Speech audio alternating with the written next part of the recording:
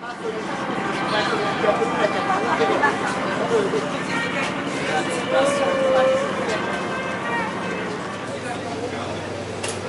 guys, valves open. Feel free to stand out there. Once again, ladies and gentlemen, the valve is now open. It is the only place to stand on board. You are standing on the upper deck. We're going to ask you to come down to the front of the building. Unobstructed views of New York City. Valve is open, ladies and gentlemen.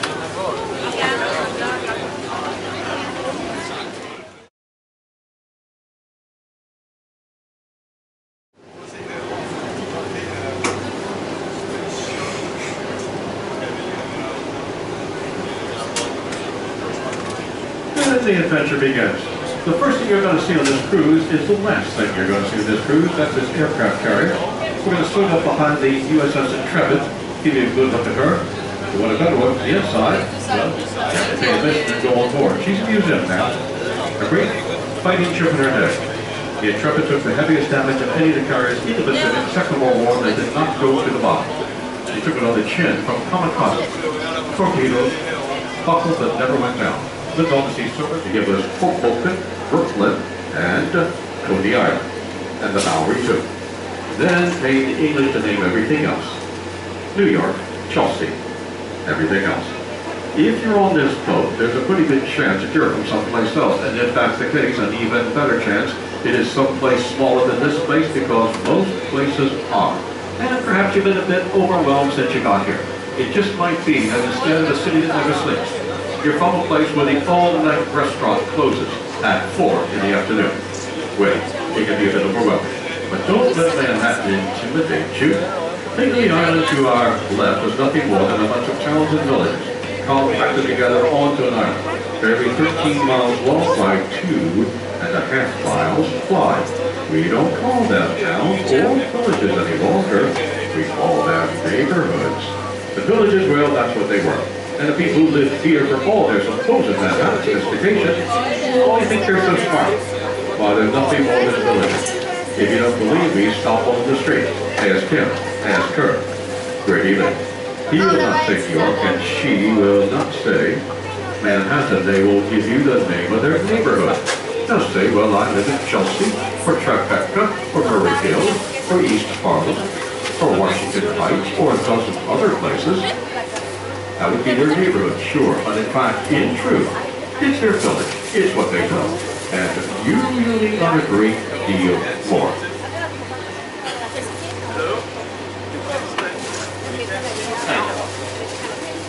You want an example? I'll give you one right away. Left side of the boat, here comes the little village, now neighborhood of Chelsea. Sexy, trendy, fashionable Chelsea. It's where the ladies and sex of the city go to the gallery openings and their cocktail parties. Chelsea. It's where you can find the boutiques such as Stella McCartney, Marc Jacobs. Chelsea. The pier coming up on your left on the Chelsea Pier, built in 1910 to accommodate the great ocean liners of the day. But in 1930, the liners had got too big, and the piers had got too small, and the big ships moved uptown. Today, these Chelsea piers are mostly recreational. Is it cold up there? In the piers, you would find boldly now late night skating rinks, rock climbing. While our backs were turned, we often has become Hoboken. The hill coming up on your right is Castle Point, Hoboken's Castle Point. The buildings on top belong to the Stevens Institute of Technology, very upscale and expensive vocational school. 4 years at Stevens on top of that hill in Hoboken will set you back more than 4 years at Princeton. On the other hand, when you come out of Stevens at Hoboken, you'll probably get a job, which is more than Princeton can promise.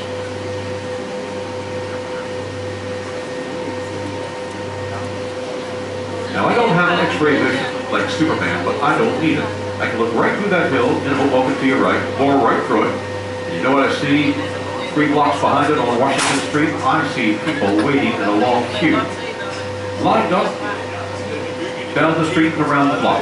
They're waiting to buy a cupcake. What? Line up to buy a cupcake? Well, they're waiting at Hollis's Bakery in Hoboken, better known on the Food Channel as the Cake Boss. They're there now. They'll be there at 9 o'clock tonight. No fancy. Now there is one neighborhood we still call a village. And if you turn your heads back to the left, here it comes. Here comes Greenwich Village. What we're going to be cruising along is the West Village, Friends territory. Just off the waterfront, behind that dark green sanitation pier, two streets come together, Bedford and Grove. And there you would find an apartment building, small but real. You might expect to find Rachel, Phoebe, Monica, Ross, Chandler, and the rest of the gang of Fred. They are not real. Don't even bother looking for Central Perks. It never existed. Now, if there's a West Village, well, there must be an East Village. There is on the other side. The East Village has always been our more countercultural neighborhoods. In the East Village, in the 60s, you found the hippies and the flower children. Today, it's mostly the domain of the punk rockers. You know, the people with the blue spiked hair and the nose rings. And that's just the clergy where you see the people. In the middle of all this, you'd never guess. Right in the middle of Greenwich Village, the university campus. The largest private university in America, NYU, New York University. That accounts for the young people on the streets night and day. One of them belongs to me. My daughter just finished up her second year at NYU. That's why I'm working nights and weekends. I don't know what sort of an education she's getting, but it's certainly been a lesson to me. Now, when we get back, getting on the late afternoon, right away your thoughts are going to turn to your next meal, supper time. Well, you couldn't be in a better place. This town has 25,000 restaurants. Here you get heartburn in 97 different languages. Do yourself a favor. Skip the theme restaurants. Yeah, I know about the kids. Well, buy them a t-shirt, keep them quiet. But this is New York. You don't have to eat those places, oh, for heaven's sakes. Head to the neighborhoods, Chinatown, Little Italy.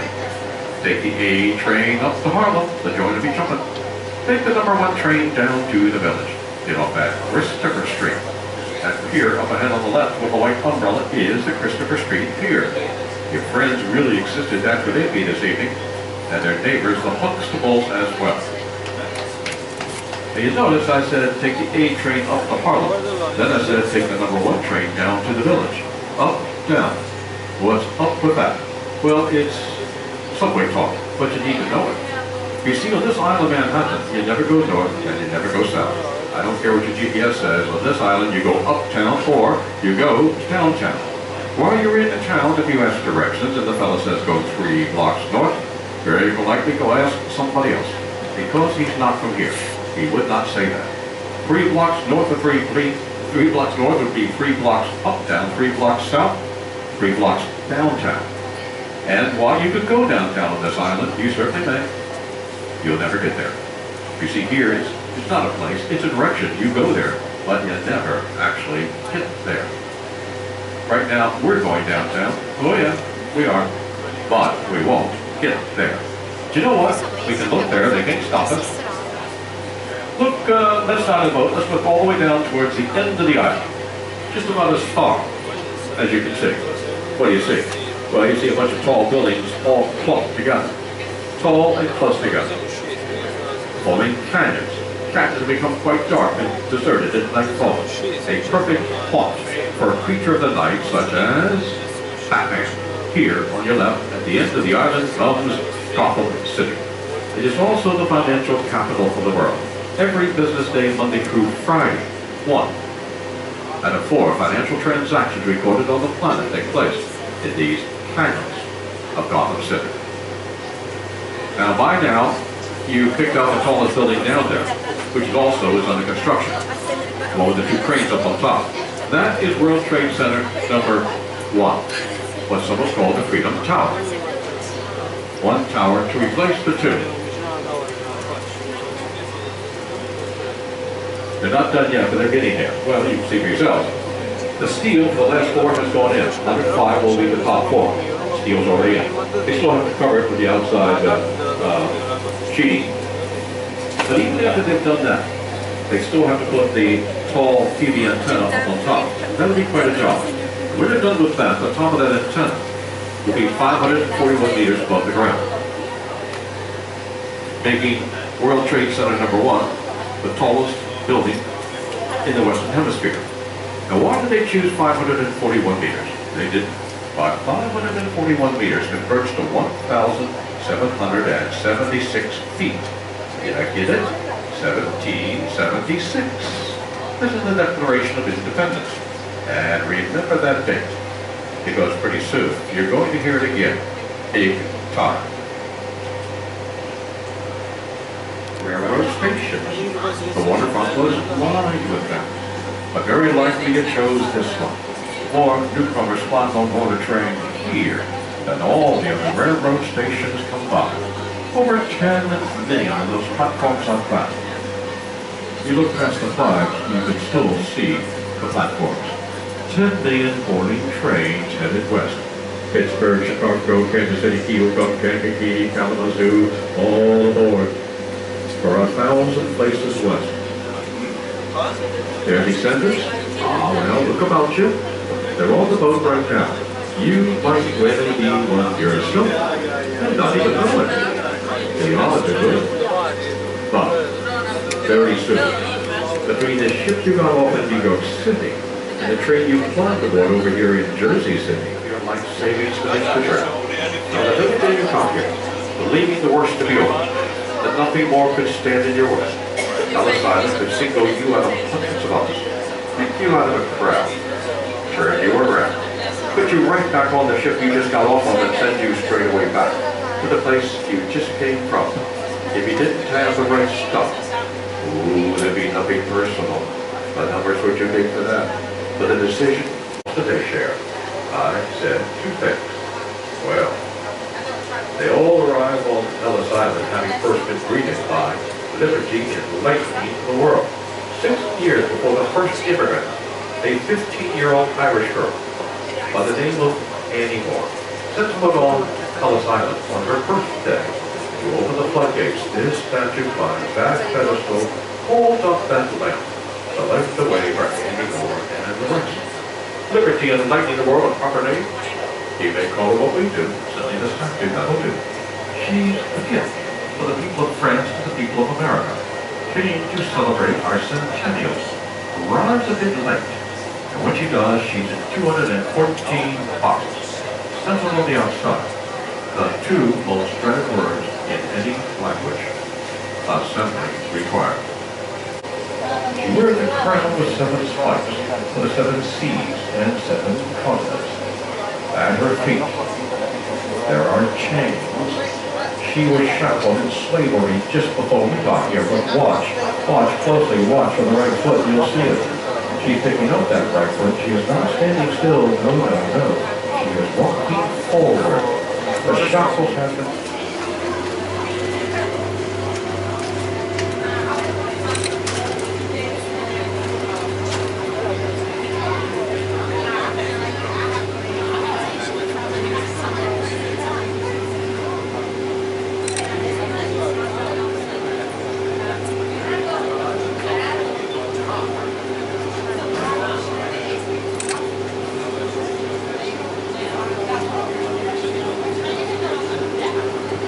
Now, squeeze off your last picture or two of the statue, then think seriously about taking a walk downstairs out onto the bow and take your camera with you. Right as we straighten out of this turn in front of us comes something quite extraordinary. A panorama you won't see anywhere else. Here it is now, the richest, most powerful, freest of cities. If we were to turn this circle line boat into a time travel machine, we couldn't take you back. Anywhere, anytime, any place to match what's in front of you. No pharaoh, no emperor, no Caesar, no king, no sultan. Never dreamed any dreams of access for wealth and power. And built on the likes of fields and playgrounds. Do you see anybody home? You don't. You won't. Except for a handful of security guards, maintenance personnel, and an occasional tourist on the weekend. There isn't anybody. Which is about to be pointed right at us. I wouldn't worry. They've never inspired at anybody. I now they've surely lost the understanding.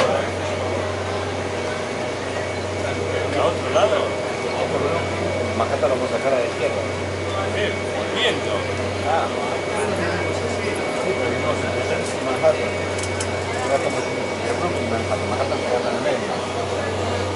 Ah, claro, se abre la estatua. Sí, la estatua. when you go to dinner. You look great. So how are we going to do a steam cruise? We're doing it right now. Here we are in the East River, which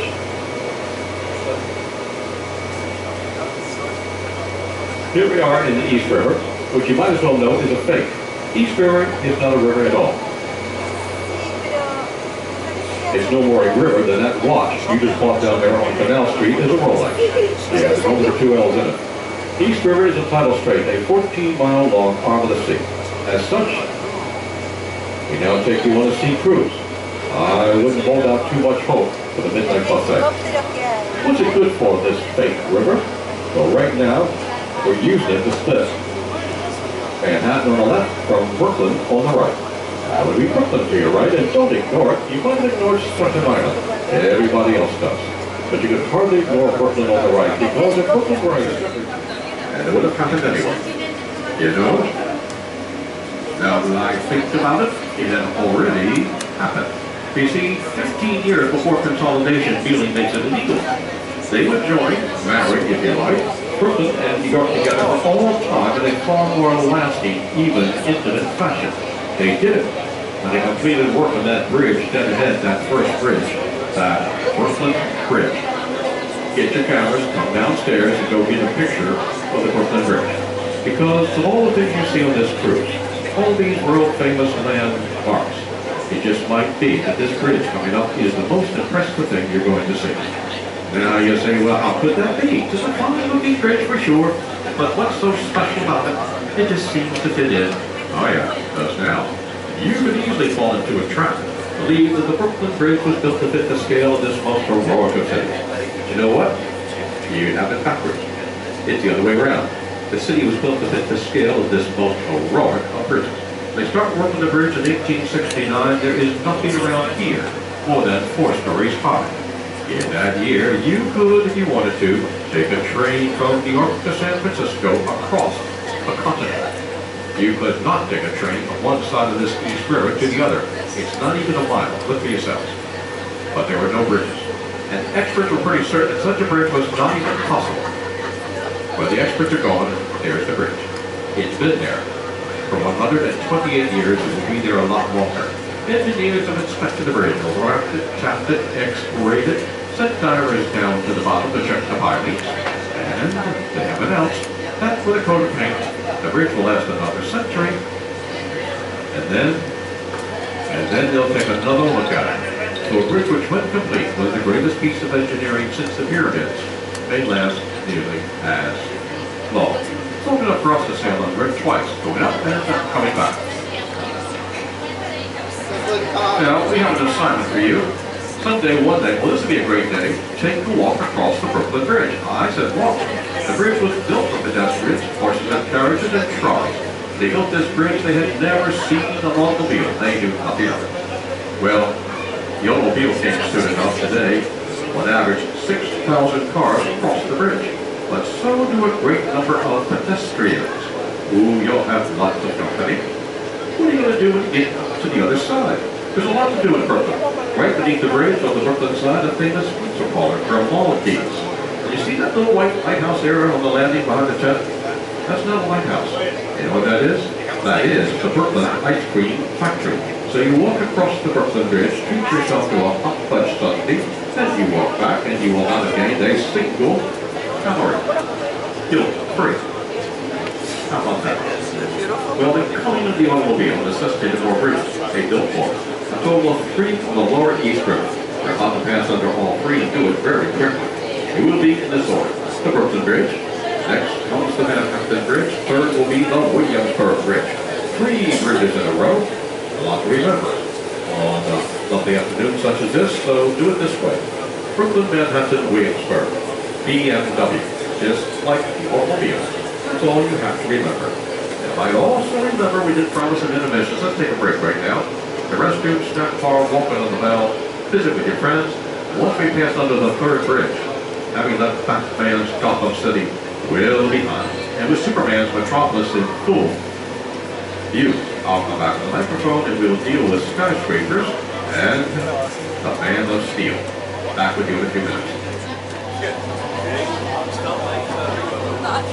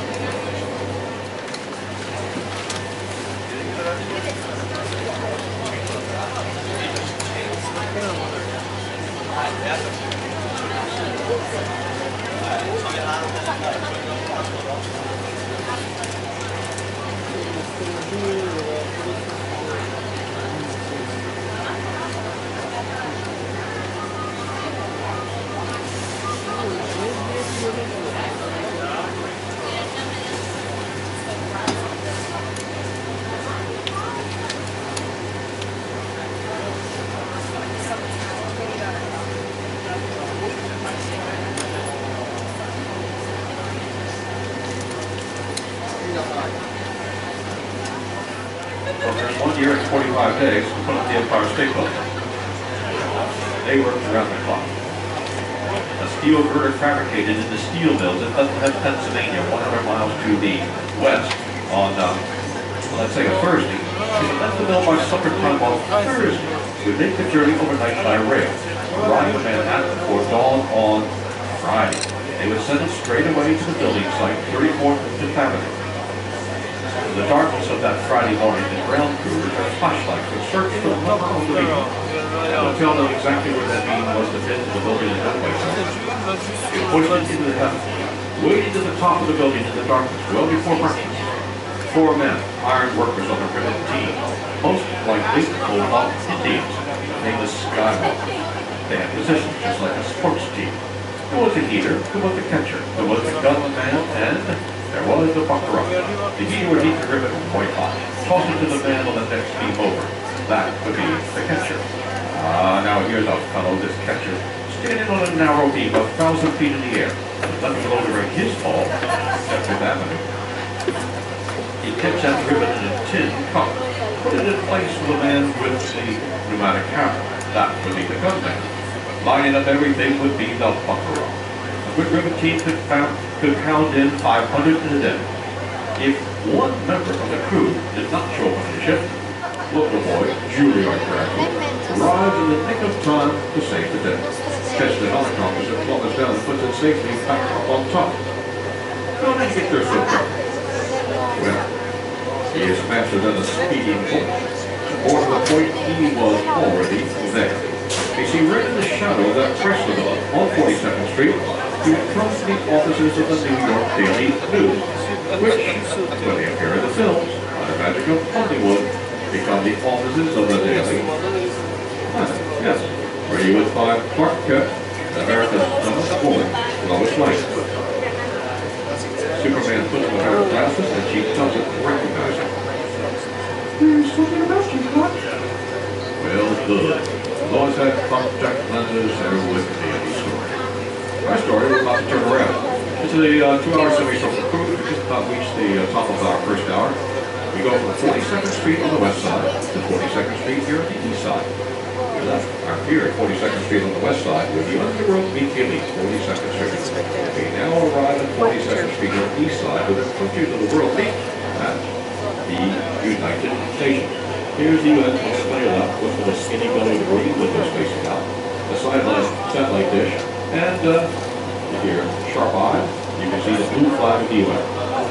That's all you'll see in this side, just the one flag, the blue flag of the UN. And the other side of the building, 193 flags, and members of each flag, the blue flag.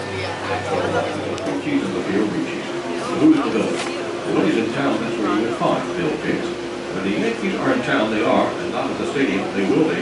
Playoff game tonight. This is where you would find Terry Jeter and Mariano Rivera. When the Lakers can no longer bear looking at Trump's World Tower, they always look back across the river, the Queen on the right side, and put that Chicola sign. They think this sign will drive them nuts. Crass commercialism, light on the landscape. Nope, it's quite the reverse. They like the sign. Well, it was here first. We don't want Pensacola over here at Queen any longer than a sign of landmark since 1936, the United States. We'll stay in the East River, but right now we're about to turn around and go back the way we came, off the semicircle. We're turning around alongside a small island on the left, a miniature version of Manhattan. Roosevelt Island, well that's what it's called today, Franklin Roosevelt Island.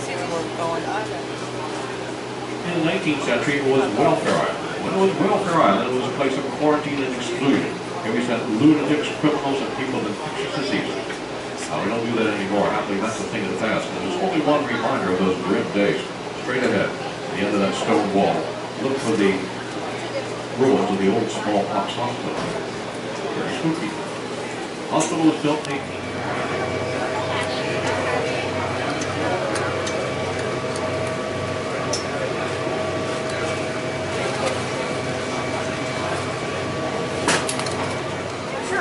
Remember how the Brooklyn Bridge was constructed, those stone towers, and way up on the earth.